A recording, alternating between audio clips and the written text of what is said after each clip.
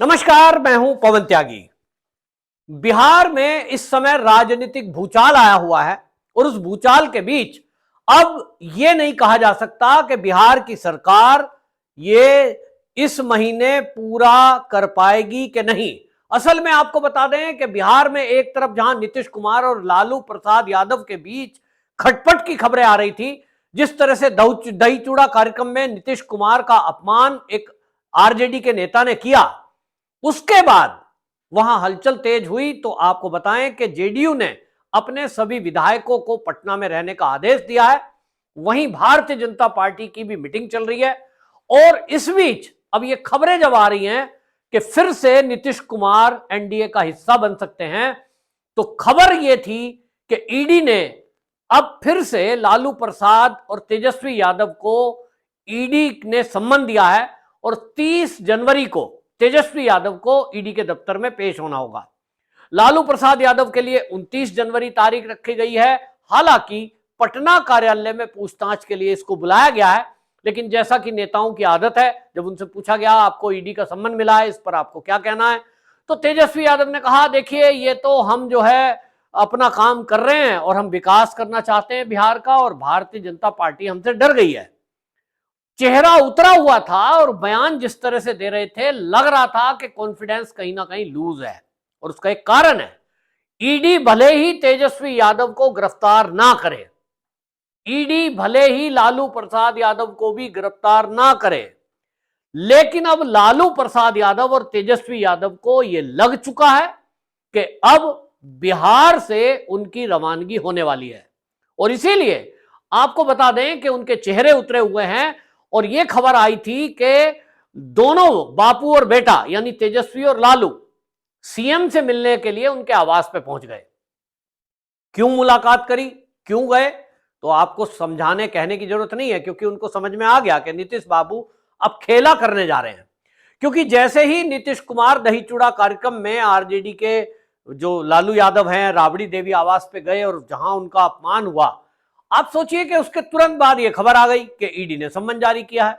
इसका मतलब तो यह हो गया कि कहीं ना कहीं जिस तरह की बात अमित शाह के एक अखबार के इंटरव्यू में हुई थी कि अभी तक अमित शाह और भाजपा के शीर्ष नेता यह कह रहे थे कि नीतीश कुमार के लिए एनडीए के रास्ते बिल्कुल बंद है, अब दरवाजा पूरी तरह बंद है। लेकिन अमित शाह का एक अखबार को इंटरव्यू देते हुए जब पत्रकार ने पूछा कि आपने कहा था कि नीतीश के लिए पूरे रास्ते बंद हैं, लेकिन ऐसी खबरें आ रही हैं कि नीतीश कुमार फिर से एनडीए में आने का उनका प्रयास चल रहा है, क्योंकि नीतीश कुमार के ऊपर उनके सांसदों का दबाव है। नीतीश कुमार के यानी जेडीयू के जितने भी सांसद हैं वो लालू प्रसाद के पोस्टर बैनर तले चुनाव लड़ना नहीं चाहते, क्योंकि वो जानते हैं कि सिवाय हार के, सुपड़ा साफ होने के, और कुछ उनके हाथ नहीं लगेगा। पिछले चुनाव में 2019 के लोकसभा चुनाव में जेडीयू के जितने सांसद जीत के आए, मोदी जी के चेहरे पर जीत के आए। उनको पता है कि इस बार एक तरफ होगा मोदी जी का चेहरा, दूसरी तरफ होगा लालू का, नीतीश का, सोनिया गांधी का चेहरा। तो जिस पोस्टर पर सोनिया गांधी का चेहरा हो, जिस पोस्टर पर लालू का चेहरा हो, उनको वोट कौन देगा। और इसलिए एक दबाव बना नीतीश कुमार पर कि या तो एनडीए में शामिल हो जाओ, वरना हम सब इस्तीफा दे करके हम एनडीए का हिस्सा बन जाएंगे। अब इस बीच नीतीश कुमार क्या करते, तो सीधी बात है, नीतीश कुमार ने शायद कहीं बात की होगी कि भैया कुछ तो बहाना मिले अलग होने का, और शायद नीतीश कुमार इंतजार कर रहे थे इसी बात का कि कोई उनको एक ऐसा बहाना मिल जाए कि वो इस लालू प्रसाद यादव के गठबंधन से अलग हो पाए। और वो बहाना उनको मिल गया है ईडी की पूछताछ का। और जिस तरह से अभी पिछले दिनों हमने देखा कि टीचरों की भर्ती को लेकर जो पोस्टर जारी हुआ था, उस पोस्टर पे नीतीश कुमार की फोटो थी, वहां ना तेजस्वी यादव की फोटो थी, ना उसमें उनके शिक्षा मंत्री चंद्रशेखर की फोटो थी। उसको लेकर भी विवाद बना था और ये बिल्कुल एक साफ मैसेज नीतीश कुमार की तरफ से था कि आप बिहार में अब राजनीति ये ना सोचें कि मैं साइड रहूंगा और सारा कमांड आप चलाएंगे। यानी तेजस्वी के लिए एक इशारा था, क्योंकि जिस तरह से पिछले कई घटना बिहार के अंदर ऐसी हुई हैं कि जहां लॉ एंड ऑर्डर की सिचुएशन को देखते हुए यह कहा जा रहा था कि तेजस्वी डायरेक्ट पुलिस के अधिकारियों को निर्देश दे रहे हैं, और इसी तरह वहां मंत्रालयों में भी उन्हीं का सब कुछ चल रहा है, जो लालू प्रसाद चाहते हैं सरकार में वो हो रहा है। बदनामी नीतीश कुमार के सिर लग रही है और ये सब जो चल रहा है श्रेय वो तेजस्वी यादव लेना चाहते हैं। देखो हमने इतनी भर्ती कराई, हमने ये कराया। तो अब जो है ये ईडी का जो संबंध मिला है, इस ईडी के संबंध से एक बार फिर से वो चीज सामने आई है जिस पर बिहार का व्यक्ति सोच रहा है कि जिनको हमने जाति के नाम पर, यादव के नाम पर यादवों ने वोट दिया, वो तो हमारे लिए कुछ करते ही नहीं है। उनकी तो हिस्ट्री है कि यादवों के बच्चों को भी अगर नौकरी दी तो उनकी भी जमीनें अपने नाम लिखवा दी। घोटाला इस कदर किया कि आपको बता दें कि मध्य प्रदेश में रेलवे में भर्ती निकली। यूपीए 1 में जब लालू प्रसाद यादव रेल मंत्री थे उस समय वो वैकेंसियां निकली थी, और उस समय इन्होंने ग्रुप डी की भर्ती के लिए यह तय कर दिया कि जो भी पैसे देगा भर्ती तो उसी की होगी। तो गरीब आदमी बिहार में है, उनके पास पैसे नहीं है, तो उनसे जमीनें नाम लिखवा दी। अब वो जमीन लिखवा दी, लेकिन कंप्लेंट तब हुई कि जब कुछ लोगों की जमीनें तो नाम लिखवा दी लेकिन उनके बच्चों की नौकरी नहीं लगी, क्योंकि उसकी कंप्लेंट हो गई। कंप्लेंट हो गई तो जांच हुई तो सारा चीज खुलासा हुआ कि पूरी भर्ती फर्जी थी और उनको ट्रांसफर दिखाया गया था, जबकि वो नियुक्ति कर दी गई थी। उसमें रेलवे के अधिकारियों की भी मिलीभगत थी। और इस सब का खुलासे में आपको बता दें कि लालू प्रसाद यादव के ओएसडी भोला यादव गिरफ्तार हो चुके, और पूरी डिटेल उन्होंने ईडी सीबीआई को दे दी कि भाई मैं तो एक बिचौलिया था, इधर से पैसे आए उधर को दिए। तो बयान और गवाह वो लालू प्रसाद के ओएसडी हैं। और इसीलिए आपको बता दूं कि लालू प्रसाद यादव, तेजस्वी यादव, उनकी पत्नी राबड़ी देवी, और उसमें जो है आपको बता दूं लालू प्रसाद की फैमिली की मीसा और हेमा, ये बेटियां, ये भी उसमें जेल जाएंगी। अभी प्रारंभिक पूछताछ पहले हो चुकी है, ईडी 2 बार बुला चुकी है। ईडी के पास जो ईडी के सूत्र हैं वो कह रहे हैं हमारे पास पूरे सबूत हैं। और आप याद करिए, अगर मेरी वीडियो आप लगातार देखते हैं, मैंने आपको बताया था कि जिस दिन ये तेजस्वी यादव जेल जाएगा, वो खाली अकेला तेजस्वी नहीं जाएगा, लालू प्रसाद यादव, तेजस्वी, हेमा, उसकी जो बहन है यादव, और मीसा भारती, ये राबड़ी देवी, ये पूरी फैमिली एक साथ जेल जाएगी, क्योंकि सब के सब जमीन मामले में, ये नौकरी देने के मामले में, लैंड फॉर जॉब जिसको बोलते हैं, कि नौकरियां दी, लोगों की जमीन ली। और उसमें इन्होंने जो हेरा फेरी करने के लिए 2 कंपनी बनाई थी, उसका ईडी के पास खुलासा हो गया है। 50 लाख रुपए देकर के एक कंपनी अपने नाम करा ली इन्होंने, और उससे फिर करोड़ों की ट्रांजैक्शन हुई। यानी जमीन बेचने के बाद जो पैसा ट्रांजैक्शन किया गया, 2 नंबर के पैसे को 1 नंबर में बनाने के लिए फर्जी कंपनियों का सहारा लिया गया, जिसमें आपको बता दें एबी एक्सपोर्ट नाम की कंपनी थी। 50 लाख रुपए उसमें इन्वेस्ट किए और मालिक बन गया लालू का परिवार। वो जो उसमें डायरेक्टर बने, उसमें राबड़ी देवी है, उसमें लालू की 2 बेटियां हैं जिनका मैंने नाम बताया आपको, लालू यादव हैं और तेजस्वी यादव हैं। तो ये बड़ा दिमाग लगा रहे थे, इनको लग रहा था कि कांग्रेस की सरकार केंद्र में है, कोई जांच तो होगी नहीं, हम जैसा चाहे वैसा कर सकते हैं।